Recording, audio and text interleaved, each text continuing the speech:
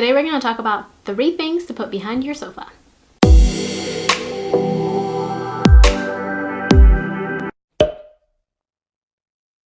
Hi, I'm Sandy. Welcome to my channel. If you're new here, thank you so much for clicking to watch this video, and if you're coming back, then thank you so much for coming back and joining the family. Today we're going to be talking about 3 things that you can put behind your sofa, and at the end, if you like this video, please make sure to thumbs up and subscribe. And if you want to connect with me more, you can follow me on Instagram. I'm really active on there, so I'll leave those links down below to my profile. And let's get into the video. So today we're talking about 3 things to put behind your sofa, and this is if your sofa isn't up against a wall. If you do have a wall, then obviously there's something already behind your sofa. A wall. But if it is like free floating in the middle of the room and you want some things to kind of punctuate it and it feels like there's something missing, then consider these 3 things to help make your space feel fuller and more cohesive. The first thing is a desk. So it doesn't have to be a huge desk unless you have a really large space, but if you are trying to get a workspace in your room, as well as using it for the main seating area, then instead of pushing up a desk against a wall where someone's just staring at a wall, it might be helpful to put the desk behind the sofa, so that way that person who's at their desk working away can still interact with everybody else in the room, and it's probably a nicer view to see like the whole space instead of staring dead at a wall.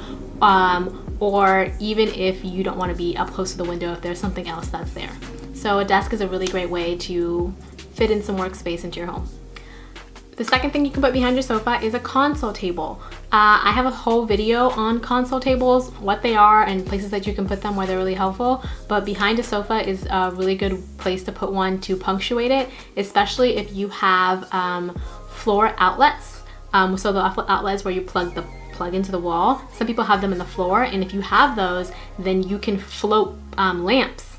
You can put table lamps on top of the console and put it behind your sofa, and then you can put some knickknacks, trinkets, family photos and that kind of thing. This is also especially helpful if you have a small entryway where you kind of walk straight into your living room and there's not really anything to separate it. If you're able to take your sofa and put it at an L, and it helps kind of create a hallway. So when you walk in, there's a sofa and then there's a wall. So it's a nice little moment where, okay, I'm not specifically in the living room, I'm in this separate area. Putting a table behind it, if you have space, can be a nice place to put your knickknacks and your shopping bag or your coat or your hat or something when you first walk into the space. So the third thing you can put behind your sofa is seating. So you can use chairs or a bench. I see the 2 chairs look a lot and I really like it. We just take 2 chairs and you angle them. Sometimes people put them straight forward. I like them angled. And you'll put a little small side table in between them, or you can put a poof there with like a cowhide rug or something. That just creates this little seating moment behind the sofa. And when you're doing family gatherings or you're entertaining, you can move those chairs around to face everybody else if they need to. It's a great way to have that additional seating that doesn't necessarily need to be used all the time. You can also just take one long bench and put it there. You can put some baskets under it that have throw pillows or blankets or kind of things like that in it. And it's just where people can just plop down for a second if they're not completely going to be entering the full living space.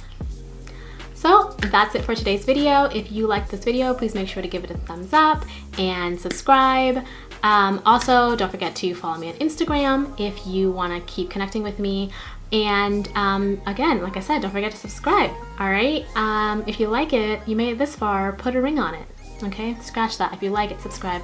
Don't even need a ring. Bye.